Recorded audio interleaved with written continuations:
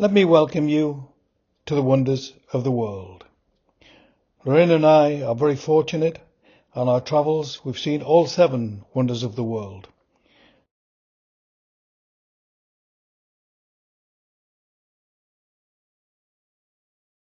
So sit back, relax, while we take you into the Peruvian mountains to see a little place called Machu Picchu.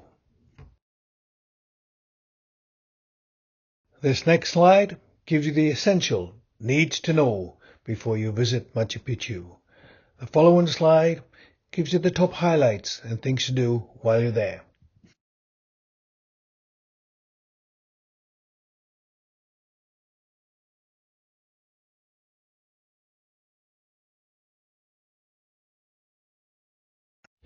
I want you to imagine the Emperor standing high in the Andes Mountains, surrounded by steep jungle-covered peaks and drifting clouds. Below his feet, the Umbra River was winding through the valley, nearly 2,000 feet below him. The Emperor's decision to build on that specific mountain range is often cited by modern ecologists and engineers as a masterpiece of environmental harmony and sustainability.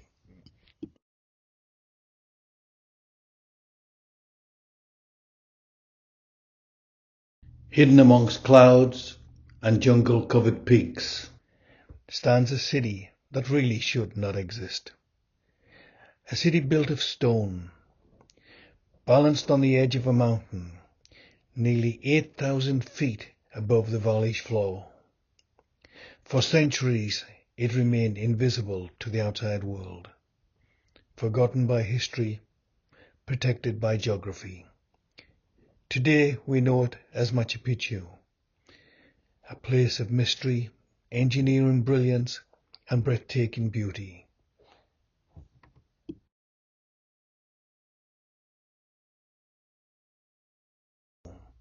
Protected by geography and forgotten by history. Yet the stones you see here today, they still tell a story of an extraordinary civilization. The Incas built without iron tools, without wheels, and even without a written language. And yet they created cities that fit so perfectly into the landscape that they appear almost part of the mountain itself. Machu Picchu was not their largest city, it was not even their capital, but it may well be their most beautiful. A royal sanctuary high in the Andes, where architecture, engineering, agriculture, and astronomy all work together with nature.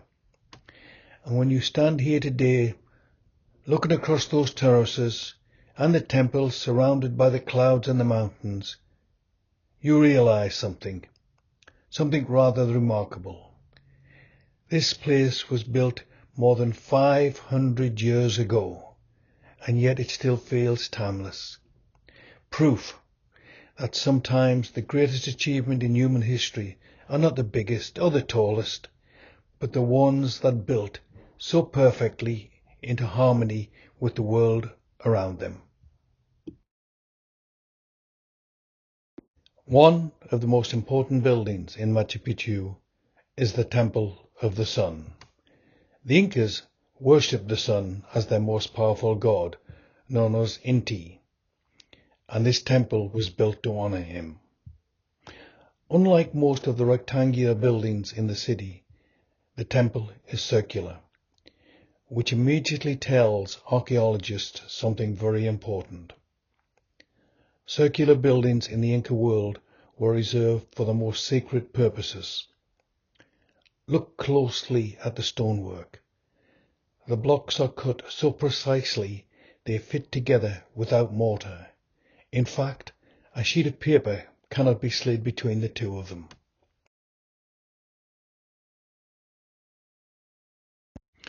But the real genius of the temple is hidden in the windows. During the winter solstice, the rising sun shines directly through one of those windows, illuminating the ceremonial stone inside, which allowed the Inca priests to track the seasons and determine when to plant and when to harvest crops. So the temple was not only a place of worship, it was also a remarkable, accurate solar observatory. Not bad for a civilization without telescopes, clocks, or electricity.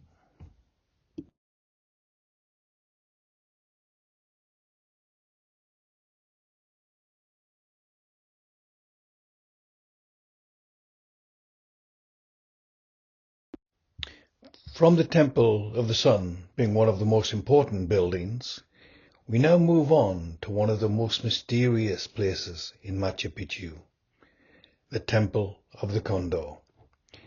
At first glance, it simply looks like a large carved stone. But when you step back, something remarkable appears. The stone forms the wings of a condor, and the carved rock below becomes the bird's head and its beak.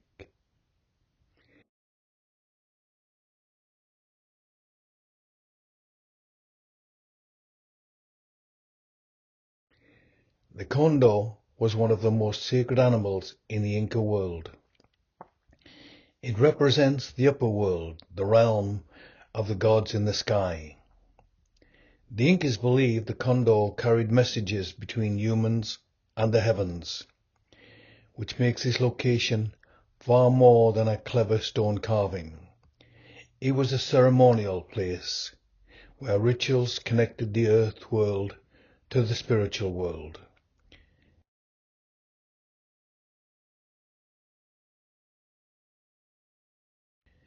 And just beside the temple, archaeologists discovered a small cave and a prison cell, which suggests this may have also been the place of ritual sacrifices.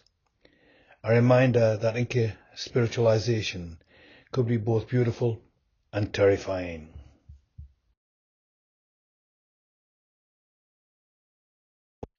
And finally, we come to the most famous stone in Machu Picchu, the Inti-Utana.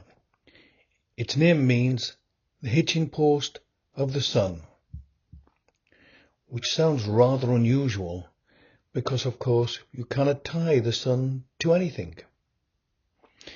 But the Incas believed this stone symbolically held the sun in its place, so it would never disappear from the sky. The stone sits at the highest point of the city, and its angles align with the cardinal direction north, south, east, and west. During the equinox, the sun passes almost directly overhead, and the stone casts almost no shadows whatsoever, allowing Inca priests to determine the exact moment the seasons changed.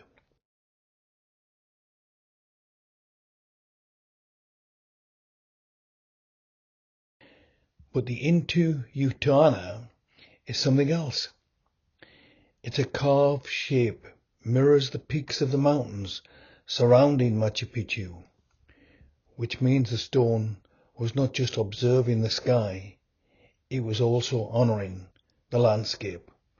In the Inca world, the sun, the mountains, and the earth were never ever separated. They were all part of the same sacred universe.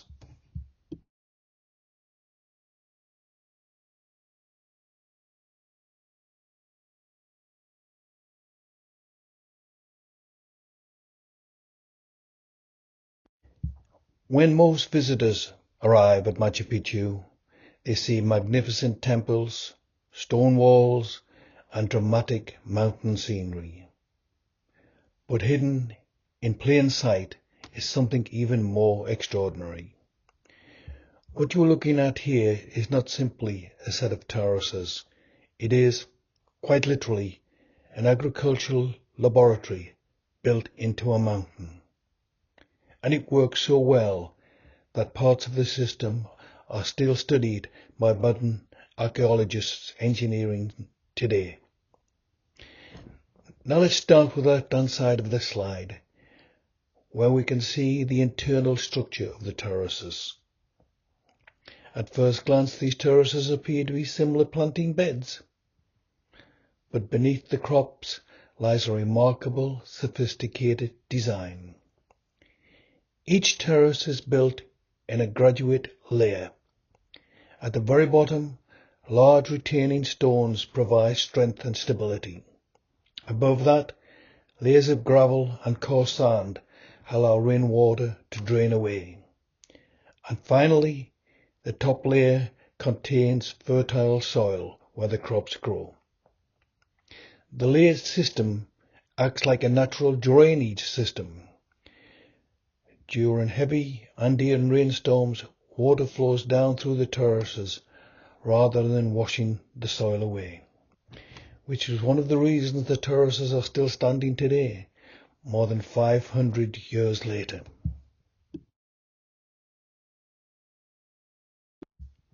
But wait a moment, there is something even more clever. Look at the stone retaining walls. These walls perform a very important function. They absorb the heat from the sun during the day and slowly release that heat into the night. It's in simple terms, they act like thermal batteries. They keep the soil warm after sunset and protect the crops from sudden drops in mountain temperature. It is an elegant solution to farming nearly 8,000 feet above sea level.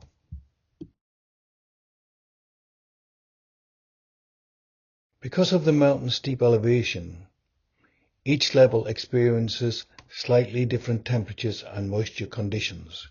In other words, the Incas created multiple microclimates within a single agricultural system. At the highest level, conditions are cooler and windier. These terraces were ideal for hardy mountain crops. Further down the mountain, the climate becomes slightly warmer and more stable. These temperature terraces supported crops such as beans and maize. These foods form a major part of the Inca diet. A natural defense. The steep, rocky slopes, which were over 600 meters tall, and the winding Urubamba River below protected Machu Picchu on three sides, creating a fortress. The horseshoe bend surrounds the mountain on three sides, demonstrating its near perfect defensive isolation. Hiram Bingham was an American academic and explorer, and his goal was to find the lost city of the Incas. He didn't find the lost city of the Incas, but he did find Machu Picchu. While searching for the lost city of the Incas, Hiram Bingham was led by local farmers to the ruins of Machu Picchu on July the 24th, 1911. If it hadn't been for those farmers and Bingham, we would not have known about Machu Picchu. I'd like to say a big thank you to Hiram and the local farmers, for myself and for the millions and millions of people who've had pleasure visiting Machu Picchu. So Hiram and the farmers, thank you so much. Big thank you.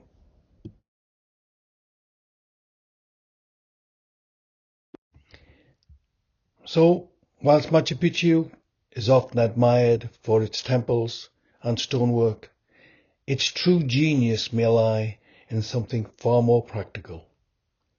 The Incas built a city that could feed itself on the side of a mountain, in one of the most challenging farming environments on earth. A remarkable achievement of engineering, agriculture, and deep understanding of nature.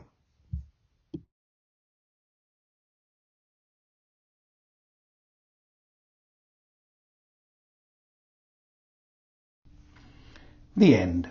Hopefully I didn't bore you too much, but seeing the wonders of the world and learning all about them was a great experience for me, and I hope you enjoyed the presentation. Thank you. Travelling, the only way to live.